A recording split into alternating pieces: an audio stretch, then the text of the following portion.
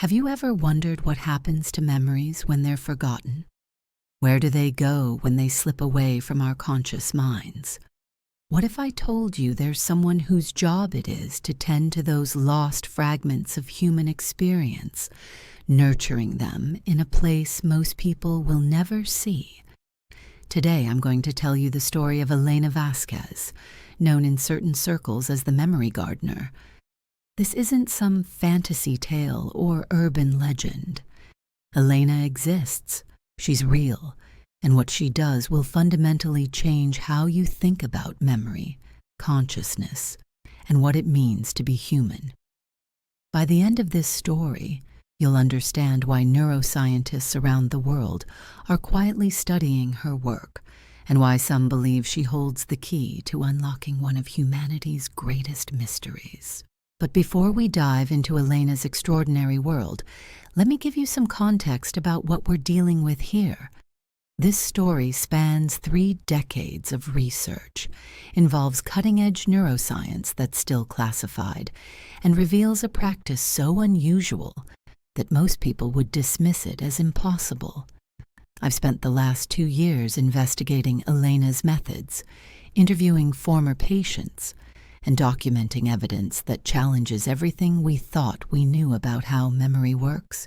The human brain processes approximately 11 million bits of information every second, yet we're only consciously aware of about 40 bits.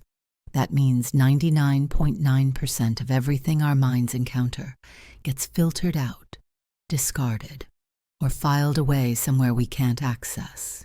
Most scientists assumed these filtered memories simply disappeared, dissolved back into the neural soup of our subconscious. Elena proved them wrong. Growing up in a small village outside Barcelona, Elena displayed an unusual relationship with memory from an early age. While other children forgot their dreams upon waking, Elena could recall every detail with startling clarity. She remembered conversations verbatim from years earlier, could describe the exact weather on seemingly random days from her childhood, and most remarkably, she began reporting memories that didn't belong to her. At first, her parents thought she was simply imaginative. Then they realized she was describing events from their own lives that had happened before she was born.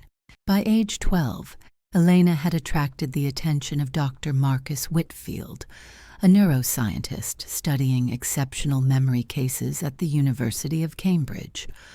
Dr. Whitfield brought Elena to his lab for testing, expecting to find some variation of hyperthymesia, the rare condition that allows people to remember vast amounts of autobiographical information. What he discovered instead defied every model of memory science had developed up to that point. Elena wasn't just remembering her own experiences with unusual clarity. She was somehow accessing and organizing memories that had been abandoned by other minds. During controlled experiments, she demonstrated the ability to retrieve specific memories from volunteers who had completely forgotten those experiences. A middle-aged accountant who couldn't remember his 7th birthday party broke down in tears as Elena described the blue bicycle he'd received, the chocolate cake his grandmother had made, and the precise way the afternoon sunlight had streamed through their kitchen window. The implications were staggering. If Elena could access these supposedly lost memories, it meant they weren't actually lost at all. They existed somewhere, in some form, waiting to be rediscovered. Dr. Whitfield's initial research papers were rejected by every major journal. The scientific community wasn't ready to accept that memory might function as a kind of collective repository, rather than individual storage units locked inside separate brains. But Elena's abilities continued to develop. She began working with patients suffering from severe memory loss due to trauma, dementia, and brain injuries. Her methods were unlike anything practiced in conventional therapy. She didn't try to help patients remember through traditional techniques like guided visualization or cognitive exercises. Instead, She would sit quietly with them, sometimes for hours, appearing to do nothing more than breathe deeply and maintain eye contact. Maria Santos, a 68-year-old grandmother with early-stage Alzheimer's, had lost the ability to recognize her own children. After 3 sessions with Elena, Maria not only remembered her family but began recalling specific moments from decades earlier with photographic detail. She described her wedding day with such precision that her husband, who had forgotten many of those details himself, was able to verify events he thought were lost forever. The process Elena used became known as memory gardening. She described it as tending to a vast garden where forgotten memories grow wild like untended plants. Some memories, she explained, become overgrown with emotional weeds that make them difficult to access. Others retreat so deep into the soil of the subconscious that they require careful excavation. Her role was to clear the pathways, prune away the obstacles, and help memories find their way back to the surface where they could bloom again in conscious awareness. But Elena's work revealed something even more extraordinary than individual memory recovery. She began documenting patterns that suggested memories weren't just personal experiences, but part of a larger, interconnected network. Families seemed to share memory clusters that transcended individual minds. Cultural memories appeared to be passed down through generations in ways that couldn't be explained by storytelling or documentation alone. Elena was mapping what she called the memory ecosystem, a living network of human experience that connected minds across time and space. The scientific establishment remained skeptical, but word of Elena's abilities spread through underground networks of researchers working on consciousness studies.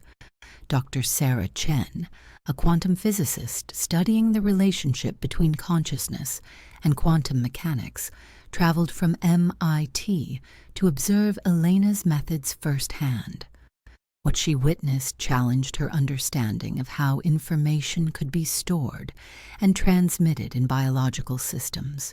During one session, Elena helped a young man recover memories from a childhood trauma he'd completely blocked out.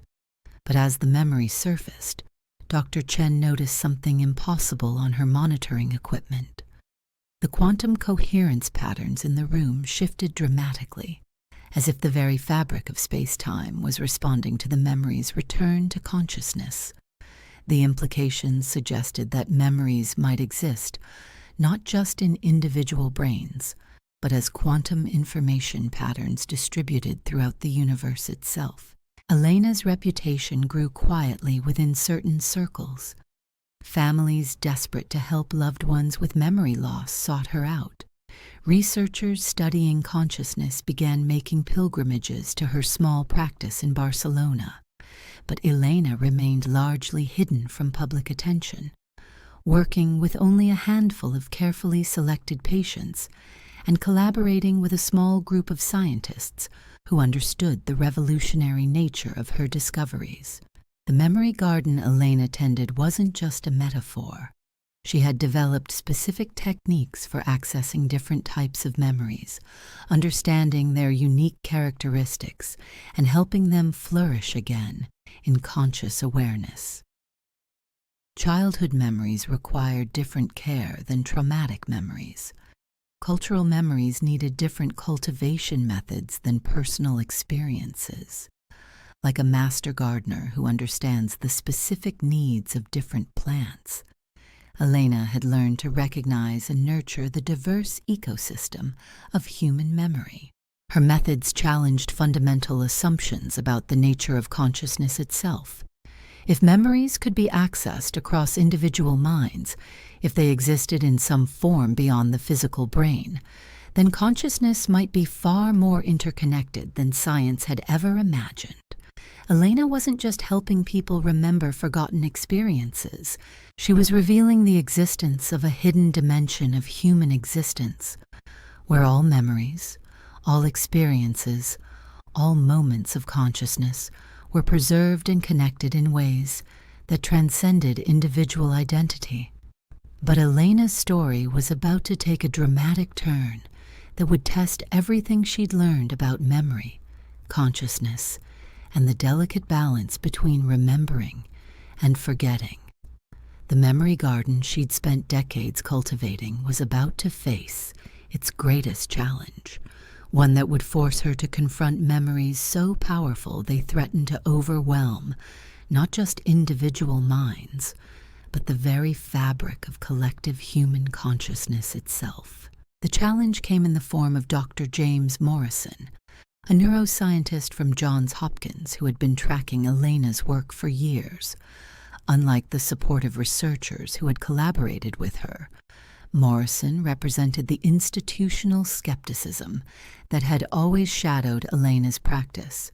He arrived in Barcelona with a team of investigators, sophisticated monitoring equipment, and a mandate to either prove or debunk Elena's methods once and for all. Morrison's approach was methodical and aggressive. He demanded controlled laboratory conditions, double-blind protocols, and measurable data that could withstand peer review. Elena found herself in an impossible position. Her work had always been intuitive, flowing from a deep understanding of memory patterns that couldn't be reduced to simple metrics. How could she demonstrate something as subtle as memory gardening under the harsh fluorescent lights of a sterile laboratory?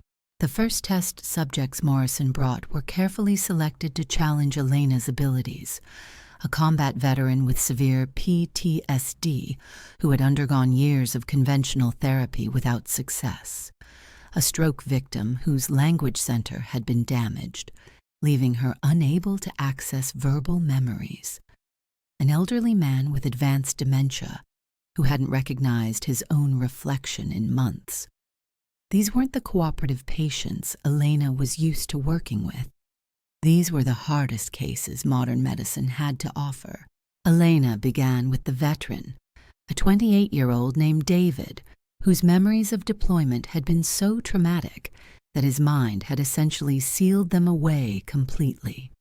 Traditional therapy had failed because accessing those memories triggered such severe panic attacks that David would lose consciousness.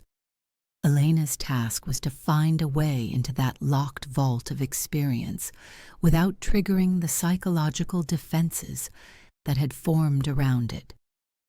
She sat across from David in the sterile testing room, surrounded by cameras and monitoring equipment that tracked everything from brainwave patterns to quantum field fluctuations. Morrison and his team watched from behind one-way glass, recording every moment of the session. Elena closed her eyes and began the delicate process of mapping David's memory landscape. What she found horrified her. The traumatic memories hadn't simply been forgotten or repressed. They had been quarantined so completely that they were actively poisoning the surrounding memory ecosystem.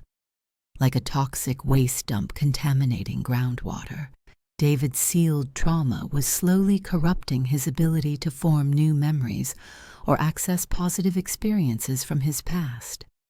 Elena realized she wasn't just dealing with forgotten memories anymore. She was facing memories that had become weaponized against their own host. The session stretched on for hours as Elena carefully navigated around the toxic zone in David's consciousness. She found pathways that led to happier memories, childhood experiences that could serve as anchors for healing.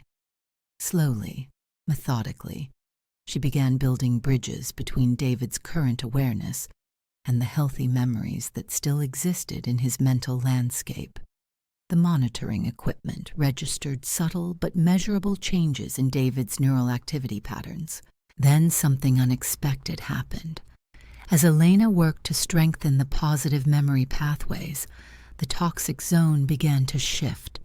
The traumatic memories weren't disappearing, but they were transforming. The raw emotional charge that made them unbearable was being absorbed and processed by the surrounding memory network.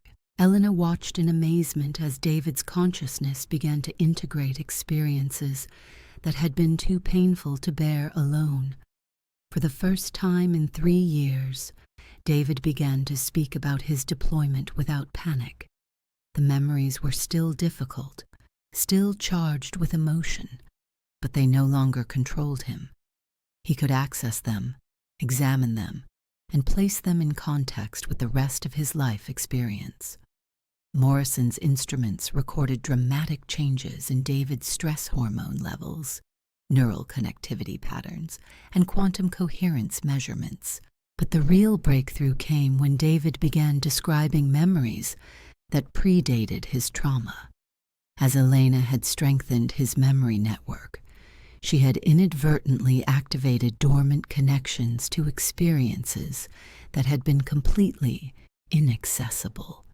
David remembered his grandfather teaching him to fish when he was 5 years old. He recalled the exact taste of his mother's apple pie on his 10th birthday. More remarkably, he began accessing what appeared to be inherited memories, stories his grandfather had told him about serving in World War II that David had never consciously remembered hearing. Morrison was forced to acknowledge that something unprecedented was happening. His instruments couldn't explain the mechanism, but they clearly documented the results. Elena wasn't just helping David remember forgotten experiences. She was somehow restoring his ability to participate in the larger memory ecosystem that connected him to his family history, his cultural heritage, and the collective human experience of trauma and healing. The second test case proved even more challenging. The stroke victim, a 55-year-old artist named Catherine, had lost access to verbal memories while retaining her visual recall abilities. She could remember faces, colors, and shapes with perfect clarity, but words, conversations, and abstract concepts had become completely inaccessible. Elena discovered that Catherine's memory garden had been literally severed by the stroke, creating isolated islands of experience that could no longer communicate with each other. Elena's approach with Catherine required developing entirely new techniques. Instead of working with verbal pathways, she had to learn to navigate pure visual memory landscapes. She found herself experiencing Catherine's memories as shifting patterns of color and form, emotional resonances that bypassed language entirely. Together, they began rebuilding bridges between Catherine's visual memories and her capacity for verbal expression. The process was like watching someone learn to speak for the first time. Catherine's words came back slowly, tentatively, but they carried with them a richness and precision that surprised even Elena. Catherine wasn't just recovering her ability to use language. She was discovering new ways to express experiences that had previously been trapped in purely visual form. Her descriptions of color became poetry. Her recollections of conversations became vivid narratives that captured emotional subtleties she had never been able to articulate before her stroke. Morrison's team documented measurable improvements in Catherine's language processing abilities, but they also recorded something else entirely. The quantum coherence patterns in Catherine's brain showed evidence of new neural pathways forming in real time. Elena wasn't just helping Catherine access existing memories. She was facilitating the growth of entirely new memory structures that integrated visual and verbal processing in unprecedented ways. The final test case pushed Elena's abilities to their absolute limit. The elderly man with advanced dementia, Professor Emeritus Robert Hastings, had been a brilliant historian before his condition began destroying his capacity for memory formation and retrieval. When Elena first examined his memory landscape, she found what appeared to be complete devastation. Decades of accumulated knowledge and personal experience seemed to have been completely erased by the progressive destruction of his brain tissue. But as Elena explored deeper into Professor Hastings's consciousness, she made a startling discovery. The memories weren't gone. They had retreated so far into the quantum substrate of his awareness that they existed almost entirely outside normal neurological processes. Elena found herself accessing what she could only describe as memory fossils, preserved impressions of experiences that had transcended their original biological storage systems. Working with Professor Hastings required Elena to push her abilities into completely uncharted territory.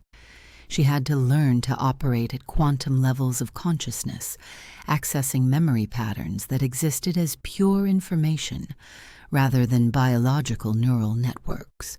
The process was exhausting and disorienting, like trying to perform surgery while experiencing someone else's dreams.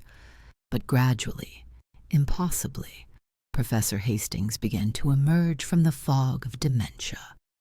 Not completely, and not permanently, but in moments of startling clarity where his full intellectual capacity returned.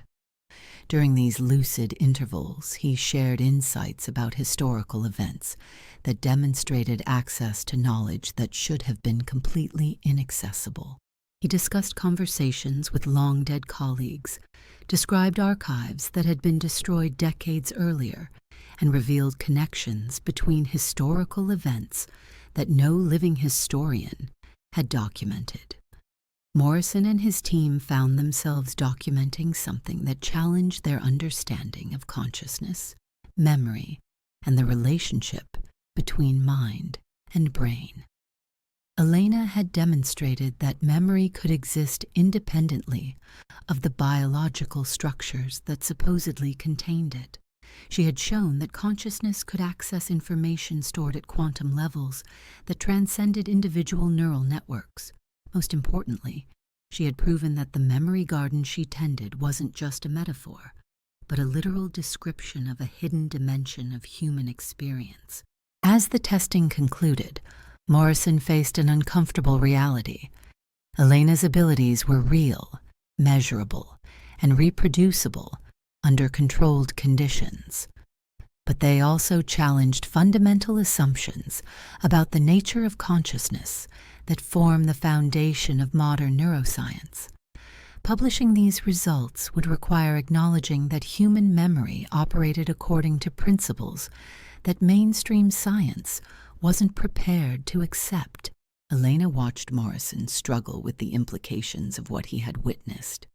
She understood his dilemma. Her work revealed that human consciousness was far more interconnected and resilient than anyone had imagined. Memories weren't just personal possessions locked inside individual brains. They were part of a vast living network of human experience that transcended the boundaries of individual identity, biological death, and even the physical constraints of space and time.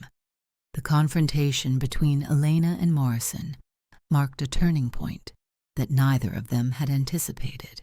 As the final test results were analyzed and documented, Morrison found himself in possession of data that could revolutionize neuroscience or destroy his career, depending on how the scientific community chose to interpret it. The quantum coherence measurements alone suggested that consciousness operated through mechanisms that current physics couldn't adequately explain. Elena sensed Morrison's internal conflict and made a decision that surprised everyone involved. She offered to undergo testing herself, to submit her own consciousness to the same rigorous examination she had performed on his subjects. This wasn't just scientific curiosity driving her proposal. Elena had begun experiencing something troubling in her own memory landscape. Changes that suggested her decades of memory gardening had fundamentally altered her relationship with consciousness itself. The self-examination revealed patterns that left even Elena shaken. Her extended exposure to the quantum substrate of human memory had created neural pathways that shouldn't exist according to any known model of brain function. More disturbing, she had begun accessing memories that belonged to no individual person but seemed to represent collective human experiences spanning centuries. Elena found herself remembering events from the Spanish Inquisition, the construction of ancient cathedrals, and the final moments of civilizations that had vanished before written history began. These weren't hallucinations or imagined scenarios. The memories carried the same authentic emotional resonance and sensory detail as personal experiences. Elena could taste the bread baked in medieval ovens, feel the weight of armor worn by long-dead knights, and hear languages that linguists claimed had been extinct for thousands of years. She was accessing what could only be described as the cultural memory of humanity itself, the accumulated consciousness of countless generations encoded in the quantum fabric of reality. Morrison's instruments detected unprecedented activity in regions of Elena's brain that typically remained dormant throughout normal human development. Her hippocampus showed connectivity patterns that extended far beyond typical neural networks, creating quantum entanglement signatures with structures that appeared to exist outside her physical brain entirely. The implications suggested that Elena had somehow evolved beyond standard human consciousness, becoming a living interface between individual awareness and the collective memory ecosystem she had spent her career mapping. But this evolution came with dangerous consequences. As Elena's connection to the collective memory deepened, she began losing touch with her own personal identity. Memories from thousands of different lives competed for attention in her consciousness, threatening to overwhelm her individual sense of self. She found herself speaking in accents that belonged to people who had died centuries earlier, experiencing emotional responses to events that had happened before she was born, and struggling to maintain coherent personal relationships as her awareness expanded beyond the boundaries of individual experience. Dr. Chen, who had been monitoring the quantum aspects of Elena's work, recognized the symptoms of what she termed consciousness diffusion syndrome. Elena was becoming so connected to the universal memory network that she was losing the neurological boundaries that maintained personal identity. Without intervention, she would essentially dissolve into the collective consciousness she had learned to access, becoming a conduit for human memory rather than an individual person with her own thoughts and experiences. The solution required developing techniques that Elena had never needed to learn during her years of helping others. Instead of opening pathways to forgotten memories, she had to create barriers that would protect her individual consciousness from being absorbed by the vast network she had discovered. This process, which Elena called memory pruning, involved carefully severing connections to collective experiences while maintaining her ability to access the healing pathways that made her work possible. The pruning sessions were excruciating in ways that physical pain could never match. Elena had to consciously choose to forget experiences that felt as real and meaningful as her own childhood memories. She had to sever emotional connections to people she had never met, but whose lives she had experienced with complete authenticity. Most difficult of all, she had to accept the loss of perspectives that had expanded her understanding of human nature, consciousness, and the interconnected web of experience that linked every person who had ever lived. Morrison documented the entire process, creating the first scientific record of controlled consciousness modification at quantum levels.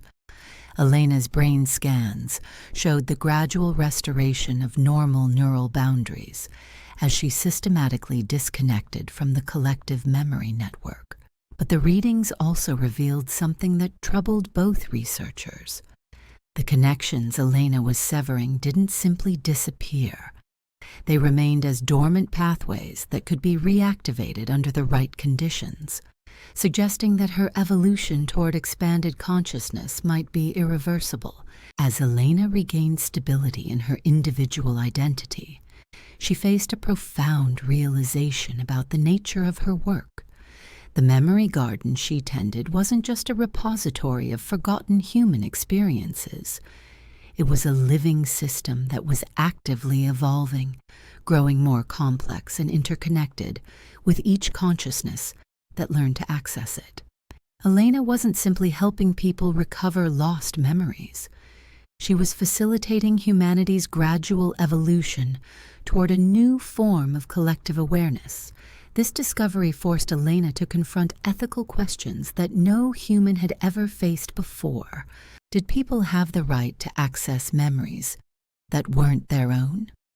Was it responsible to help individuals connect to collective consciousness when that connection might fundamentally alter their identity? Most importantly, was humanity ready for the kind of expanded awareness that Elena's work made possible? Or would it lead to the dissolution of individual identity that she had barely escaped herself? The answers weren't academic. Elena's published case studies had begun attracting attention from researchers around the world, each seeking to replicate her methods and explore the implications of memory as a collective rather than individual phenomenon. Governments were taking notice, recognizing the potential military and intelligence applications of techniques that could access any memory stored in the quantum substrate of consciousness. Corporate interests saw opportunities to manipulate consumer behavior by tapping into cultural memory patterns that influence decision-making below the level of conscious awareness. Elena found herself at the center of a growing controversy that she had never intended to create. Her simple desire to help people recover forgotten memories had revealed the existence of a hidden dimension of human consciousness that powerful interests wanted to control and exploit. The memory garden she had spent her life cultivating was about to become a battleground for the future of human awareness itself. The first attempt to weaponize Elena's discoveries came from an unexpected source. Dr. Victoria Sterling, a former colleague who had left academic research to work for a private military contractor, approached Elena with a proposal that revealed the darker implications of memory gardening. Sterling's organization wanted to develop techniques for implanting false memories, extracting classified information from unwilling subjects, and creating soldiers whose traumatic experiences could be selectively edited to maintain combat effectiveness. Elena's refusal to cooperate led to a campaign of harassment and intimidation that forced her to abandon her Barcelona practice and go into hiding. But Sterling's pursuit wasn't motivated by simple corporate greed or military ambition. She had discovered something about the collective memory network that Elena herself hadn't fully understood. The quantum pathways that connected individual consciousness to collective memory could be manipulated to influence entire populations, creating shared false memories that could reshape cultural identity and historical understanding. The implications were staggering. If Sterling succeeded in developing weaponized memory techniques, she could potentially rewrite history by implanting false collective memories that would feel authentic to anyone who accessed them. Political movements could be erased from cultural memory. Scientific discoveries could be attributed to different inventors. Entire civilizations could be made to forget their own origins and accept fabricated histories that served the interests of whoever controlled the technology.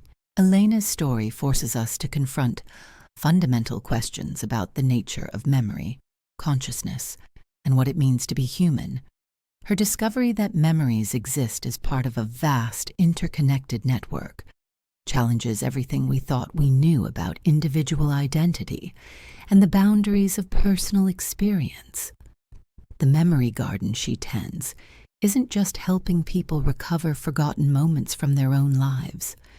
It's revealing that human consciousness itself might be far more connected and resilient than we ever imagined.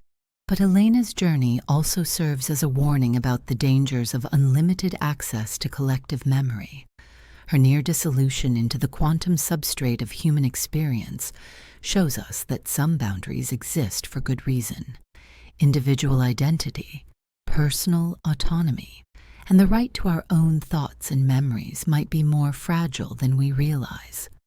As researchers around the world continue studying Elena's methods, as governments and corporations seek to exploit her discoveries, and as the memory garden continues to evolve and grow, we're left with profound questions about the future of human consciousness. Will we learn to responsibly navigate this hidden dimension of shared experience?